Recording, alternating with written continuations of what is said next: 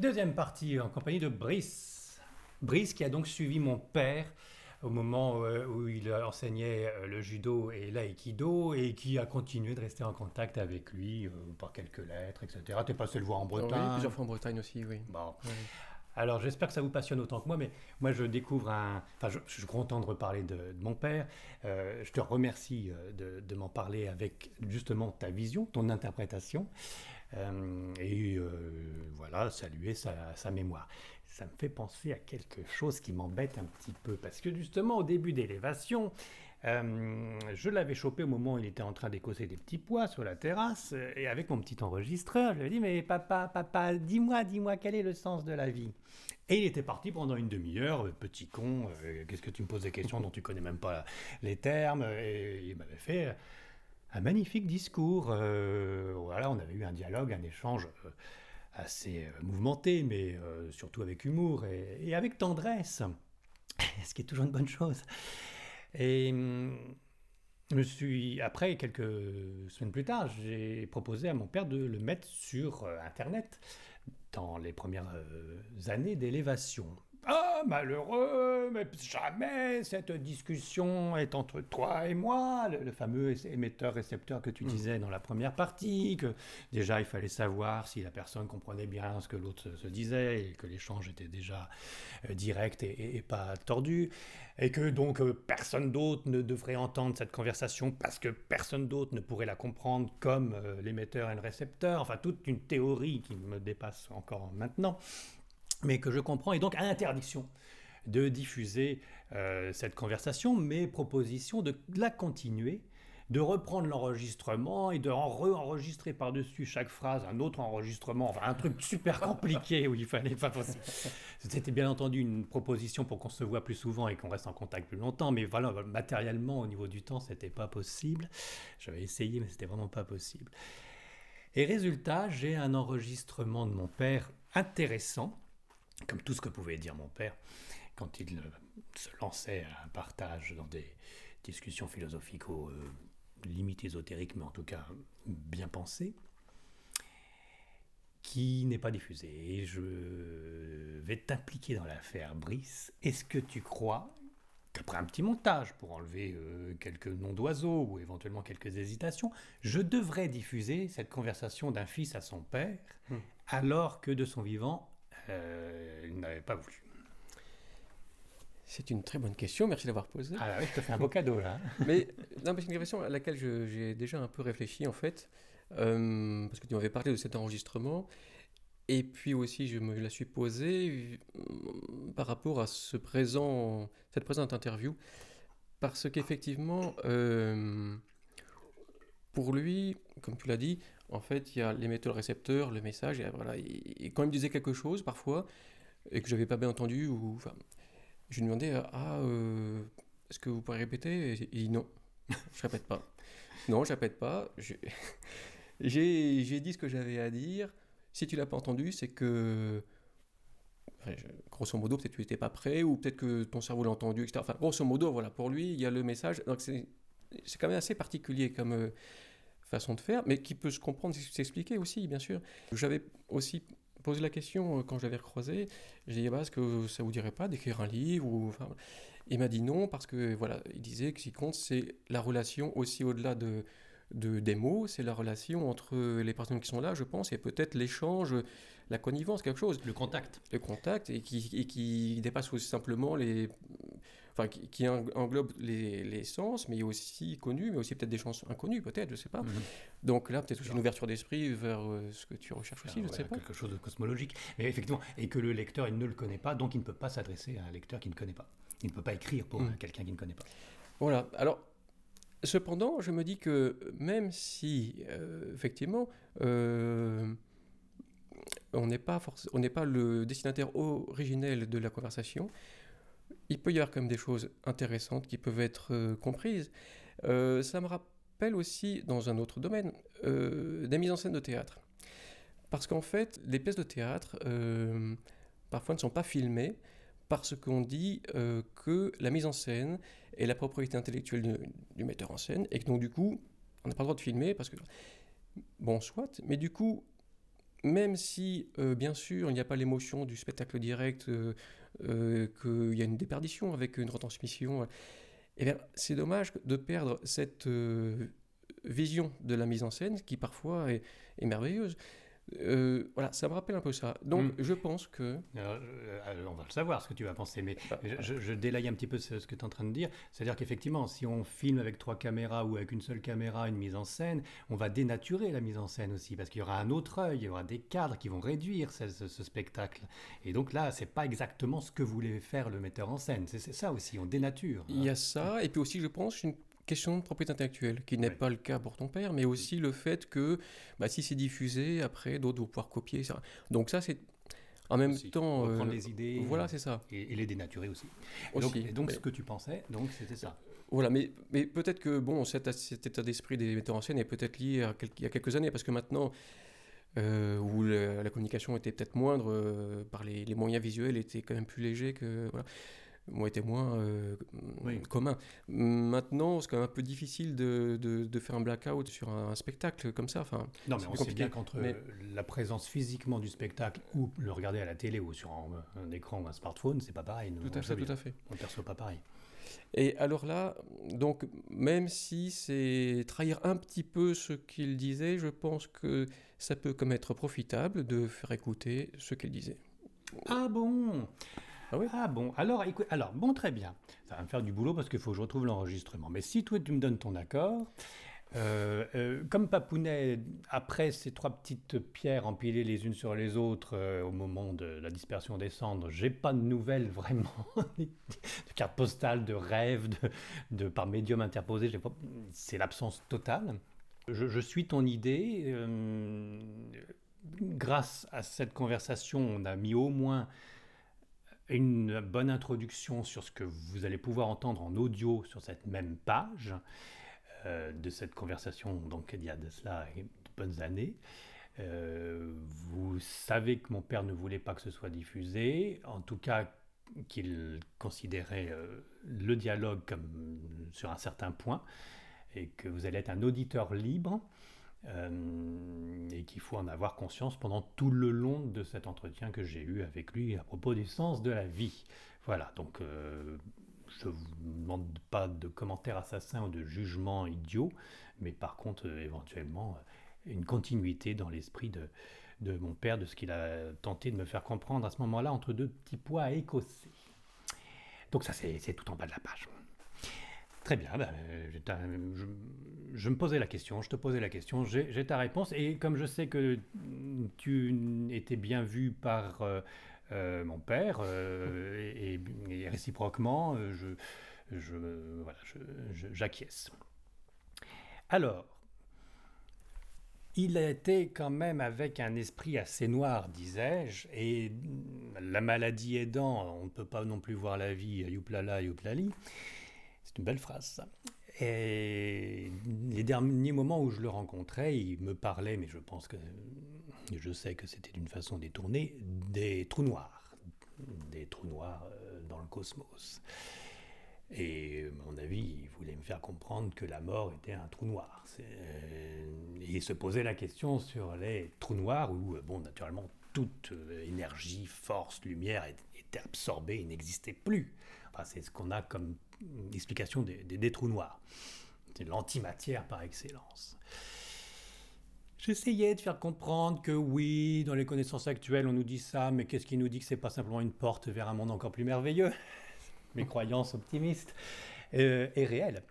Et j'essayais de lui faire comprendre que dans le noir, même si la lumière ne passe plus, il y a quand même différentes nuances de noir, et que les trous noirs, dans leur mystère, représentent aussi peut-être une porte pour se rapprocher de Dieu, et que c'est pas parce que le matériel est totalement détruit par l'antimatière qui est au centre de fonctionnement des trous noirs qu'on ne continuerait pas de vivre en dehors de la matière. Ça passait difficilement. Qu'est-ce que t'en penses? Une fois, lorsque j'étais allé le voir, en Bretagne, donc on parlait comme ça, et bon, déjà, il avait dit une fois, bon, si tu as les réponses, si tu as des réponses, va-t'en, c'est pas la... Voilà, grosso modo, voilà, et pas de réponse, on se pose des questions. Voilà. Une autre fois, quelques années après, il est parlé de l'affinité qu'ont des personnes entre elles. Et il disait, il avait dit, euh, bah, voilà, ça se trouve, il y a, il y a un électron ou une particule qui est dans ton corps et une autre qui est dans mon corps, et que ces particules-là constituaient le corps d'un soldat mort dans les tranchées en 14-18, voilà, et que du coup, il y a des affinités comme ça. Donc, une approche un peu matérialiste, d'après ce que je comprends, mais du coup, une certaine prolongation, une certaine survivance par le biais de la matière. Les atomes, les molécules qui se reconstituent en Voilà. autre chose. On est tous une poussière d'étoiles. C'est ça. Et puis du coup, je veux dire, voilà, l'univers qui est quand même une certaine stabilité, même si nous sommes chacun pas stables, nous faisons partie d'un tout. Enfin, après, c'est moi qui rajoute les trucs, mais qui sont partie d'un tout qui a une certaine. Qui a une vie, qui a un changement, etc. Mais donc une modification de l'être, mais un autre mode d'être, mais une autre combinaison. voilà, mais que du coup une certaine perpétuation en fait de. Oui, et ça c'est au niveau matériel, ouais. c'est au niveau atomique, voilà, moléculaire. Tout est dans tout et réciproquement, et on voit bien que sur notre planète qui est ronde, tout se recycle et tout se reprend. Il n'y a qu'à voir les nuages, l'eau, l'évaporation. Voilà, il y a toujours la fameuse grande roue de circulation de vie. Il n'y avait aucune raison qu'effectivement telle molécule que j'ai en moi ne se retrouve pas dans une autre conception d'une poule 50 ans plus tard, quand je serai mort. Enfin voilà, on voit bien que rien ne se perd et peut-être que rien ne se crée. Mais là, c'est au niveau matériel, au niveau corps. Mais au niveau esprit et au niveau âme, c'est autre chose. Oui, mais en même temps, le fait de dire ça, et qui pouvait expliquer le fait que des êtres, du coup, et des atomes crochus, justement, expression consacrée est bien adaptée dans ce cas-là, puisque effectivement, et qui pourrait s'entendre ou reconnaître que la matière est quand même une conscience. C'est-à-dire que, enfin, c'est comme ça que j'ai interprété son message, enfin ce qu'il a dit, encore une fois, peut-être qu'il a voulu dire autre chose, mais c'est comme ça que j'ai compris, que du coup, son état d'esprit, c'était quand même que la matière était porteuse de quelque chose, et qu'au-delà de la recombinaison, il pouvait y avoir comme une mémoire, quelque chose qui fait que ces particules se reconnaissent après, je sais pas. Enfin, il y aurait donc l'esprit dans la plus petite molécule. La conscience serait aussi présente dans tout. Remarque, quand on voit comment ça fonctionne, même les toutes petites cellules, on voit bien qu'il y a une conscience. Enfin, en tout cas, il y a une idée de vie. Elle bouge, elle tourne dans un sens ou dans un autre. On ne sait pas pourquoi, mais en tout cas, ils ont prévu de le faire. Tout a un mouvement. Et c'est pour ça qu'il y a de la vie. Et c'est vrai qu'on peut peut-être associer ça à de la conscience, oui. Alors voilà, au risque bien sûr de détourner, trahir ce qu'il voulait dire à ce moment-là, qui d'ailleurs peut-être a évolué après que le temps, je ne sais pas. Mais en tout cas, c'est ce que j'ai compris à ce moment-là de ce qu'il m'a dit à ce moment-là. Voilà. Je comprends, ça implique pas forcément l'idée de la réincarnation. Oh là, attention. Non, c'est simplement que voilà, toutes les particules continuent d'être partout et que ces atomes crochus, effectivement, peuvent se reconnaître si elles étaient ensemble à un moment dans une autre vie, il y a très longtemps. Peut-être, voilà. Bien, ça c'est bien. Mais alors au niveau de l'âme, docteur,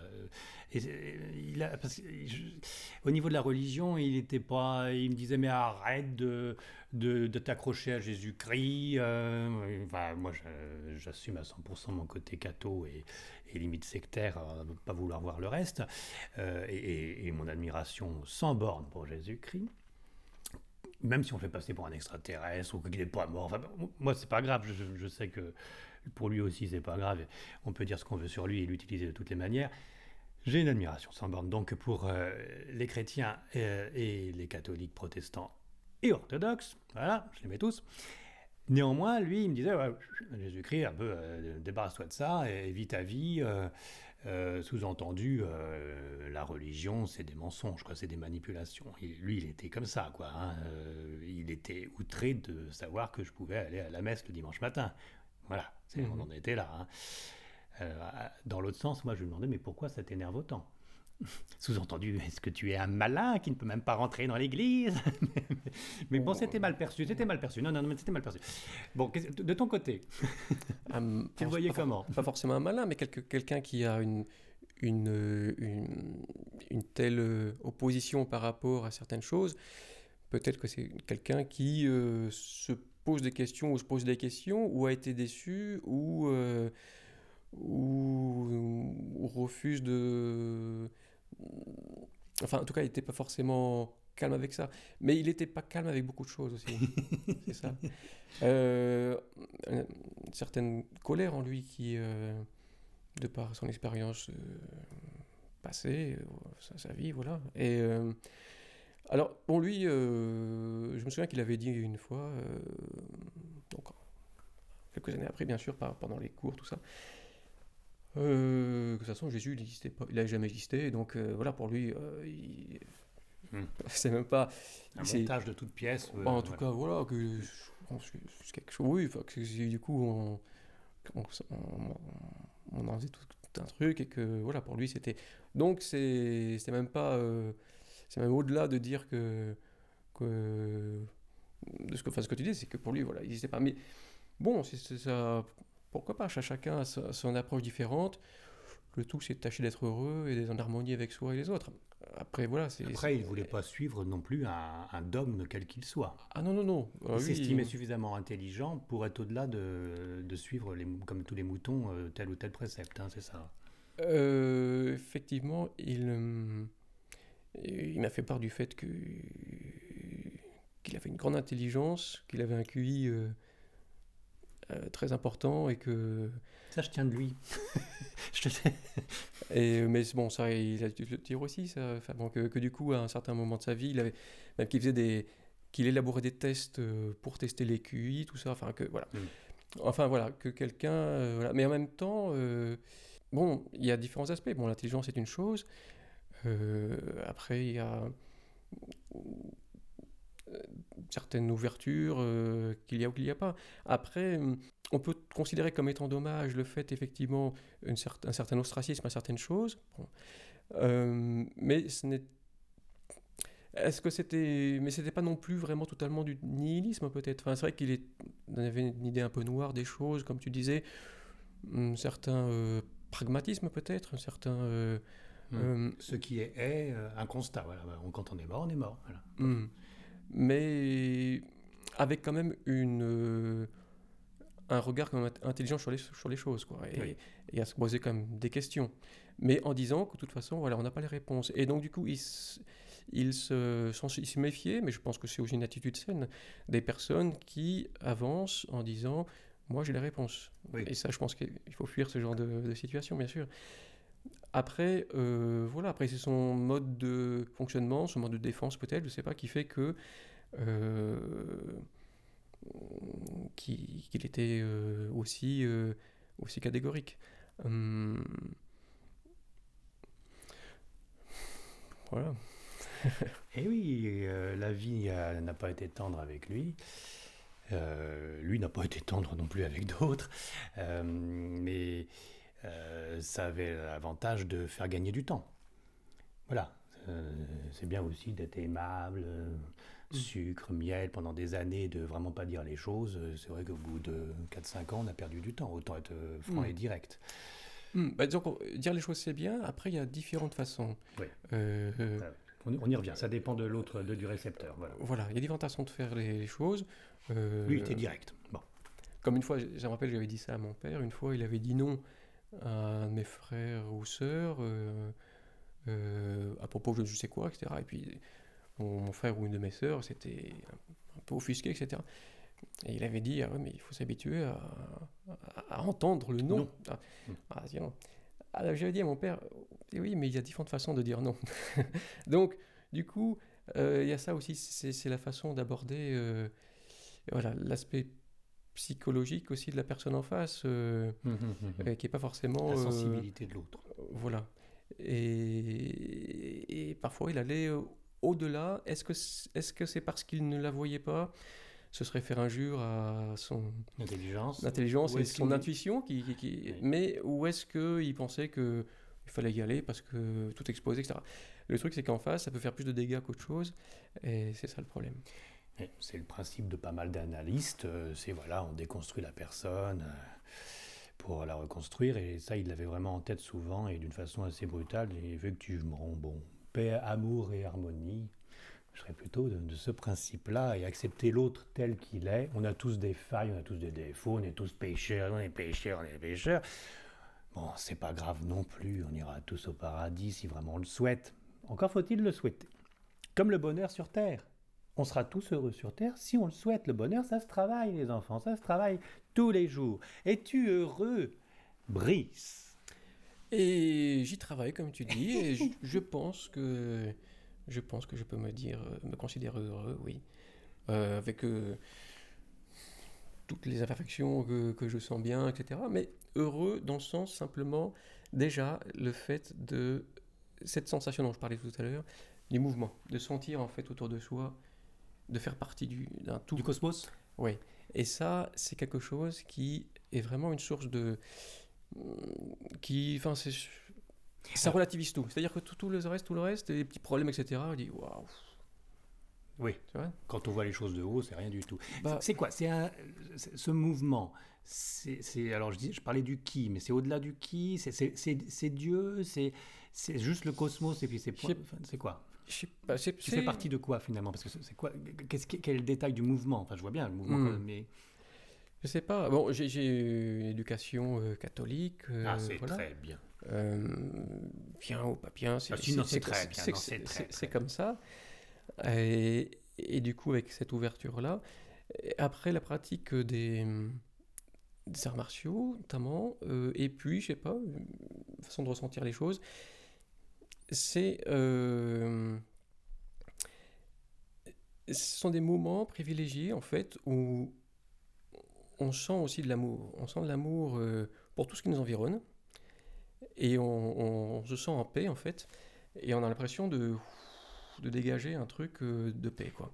Oui. Et de se sentir englobé dans un, oui, dans un mouvement comme ça harmonieux. Donc, tu te sens dans le plan de Dieu? Plan, pas plan, je ne sais pas.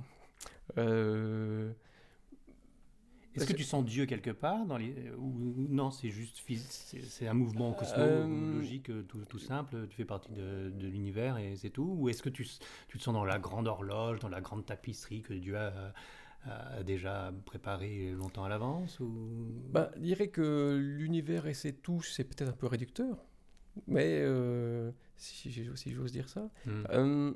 Après, je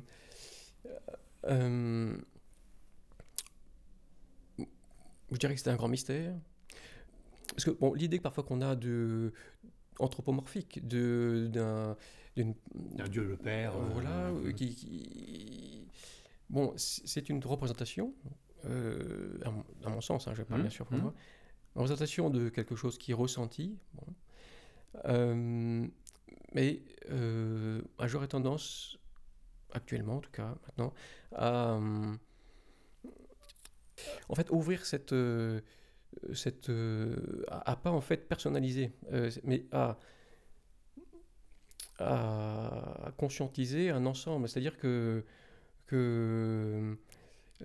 c'est pas forcément un grand chef sur un trône, etc. Voilà. Mais que c'est une énergie d'amour, quelque chose qui porte et qui fait que on peut tous être reliés à ça et être dans cette énergie, de ce mouvement.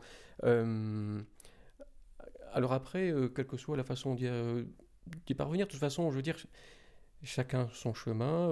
Et ça te rend heureux d'avoir conscience de cela et d'être dans le bon courant, de ne pas être à contre-courant de ce mouvement. Alors, je vais parler comme ton papa, bon, pas bon, enfin en tout cas, c'est comme ça que je verrais, qui dirait peut-être, il n'y a pas de bon ou de pas bon. Enfin, c'est que, Parce que dès lors qu'on met des adjectifs comme ça hiérarchise en fait les approches. Et je trouve que et là c'est ce qui entraîne aussi les conflits entre les hommes, c'est-à-dire que c'est moi qui ai la vérité, non c'est moi, etc. Poum poum poum, on se tape dessus. Parce que bon, les hommes s'embêtent dans la vie, donc ils savent pas quoi faire. Ils disent bon, on se tape dessus parce qu'au moment on s'occupe. Bon. Non mais c'est vrai. Donc du coup, je pense que si on laissait tomber un petit peu les dogmes, les choses, principes, les choses très rigides, les dogmatismes, les religions qui sont parfois, c'est pas forcément pour abolir les religions, mais pour ouvrir, pour que tout le monde puisse, voilà, qu'il n'y ait pas de dire l'autre, il a une approche différente. L'important, à mon avis, c'est l'ouverture aux autres et à soi et à l'amour. Donc, Dieu est amour. On peut dire ça comme ça. Et le grand mouvement, c'est l'amour qui circule.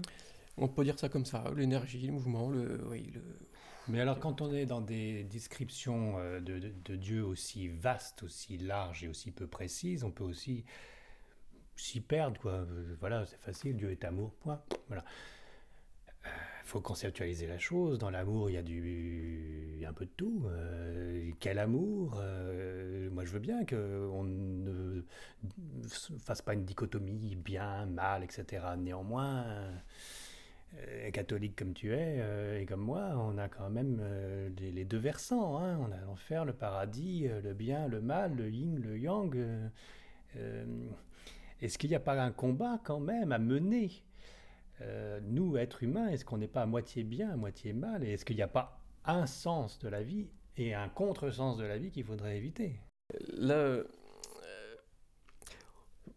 moitié bien, moitié mal, etc. Il faut quand même plus détailler Dieu, quoi. On ne peut pas rester dans un... Voilà, Dieu est amour. C'est très très vaste. Il faut quand même bien le définir. Il faut savoir si Dieu s'appelle Allah ou si... Enfin, je ne veux pas tomber dans des problèmes religieux et donc de pouvoir et de sectorisation. Mais bon, au bout d'un moment, il faut savoir si Jésus-Christ est le Fils de Dieu ou pas, par exemple. Au bout d'un moment, il faut savoir si la Vierge Marie est effectivement l'Immaculée Conception. Ou si on nous a bananés. Au bout d'un moment, il faut le savoir, ça. Ou si Krishna a 4 bras. Voilà, au bout d'un moment, il faut vraiment qu'on puisse en être certain de tout ce folklore ou tous ces détails réels. C'est un mystère, encore une fois. Après... Alors on peut ne pas s'en occuper, effectivement, et puis continuer sa barque. Oui.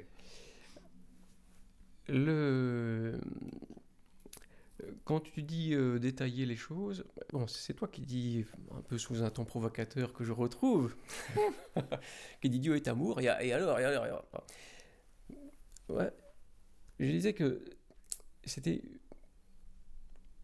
une sensation que chacun peut avoir de ça. C'est comme des cellules. Chaque cellule qui constitue notre corps, en fait, aussi a son information et elle peut être orientée. Chacun aussi de nous peut être orienté d'une certaine façon, et du coup, l'ensemble... fait marcher le bazar. Si tu veux dans ces termes-là.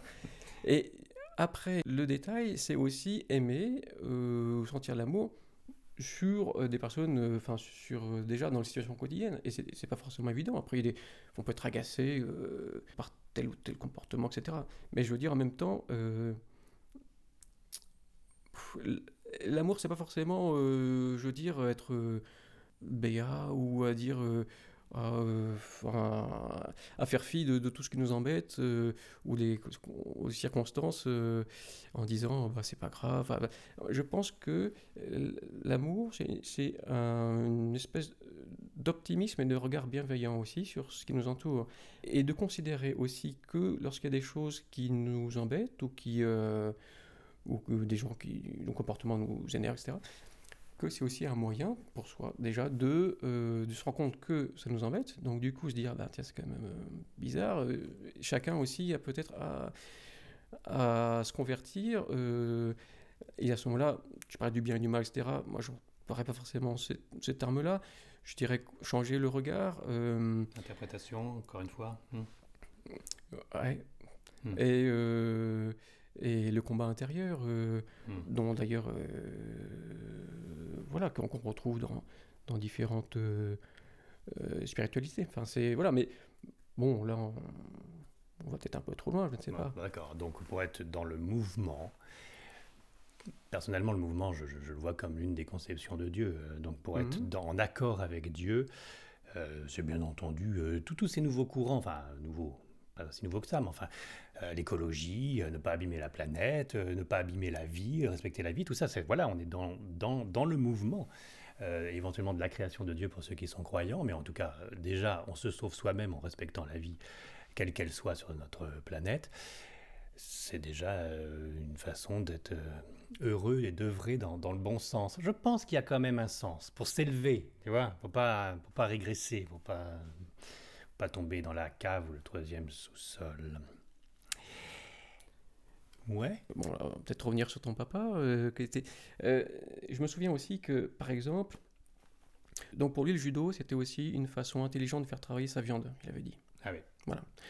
Donc les muscles, le corps. Hein. Voilà. On revient encore là. D'ailleurs, c'était un viandard. Hein. Il aimait bien la viande. Et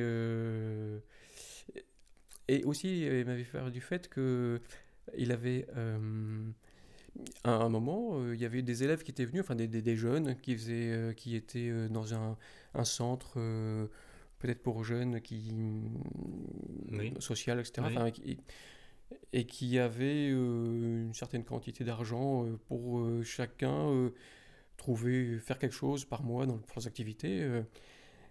Et du coup, ils étaient venus le voir pour prendre des cours éventuellement. Et donc ils avaient accepté, même si, d'après ce que j'ai compris, ce qu'ils avaient par mois ne couvrait pas le tarif habituel. Mais voilà, comme tu disais, c'était pas une approche matérielle des choses, commerciale, mais c'était aussi, je pense, qu'ils voyaient tout le bienfait que pouvaient trouver ces jeunes-là dans la pratique du judo avec lui, pour leur construction, parce que c'était des personnes qui étaient aussi qui étaient en difficulté par rapport à la vie, quoi. Alors que ce soit le judo, que ce soit le théâtre, que ce soit même la religion, ça peut toujours aider toutes les personnes qui sont dans des difficultés et en conflit avec eux-mêmes et donc avec les autres. Ça me fait penser de terminer notre deuxième partie par le b.a.-ba. Il faut s'aimer soi-même et ensuite aimer les autres. Je pense que c'est encore une fois une histoire de sens. D'abord s'aimer, s'accepter éventuellement, mais je vois mal aimer les autres sans s'apprécier soi-même d'abord. Je pense qu'il y a un sens, se comprendre, savoir comment on fonctionne, s'aimer soi-même, au minimum s'accepter, et ensuite aller vers les autres pour les aimer. Je pense que c'est encore dans le bon mouvement.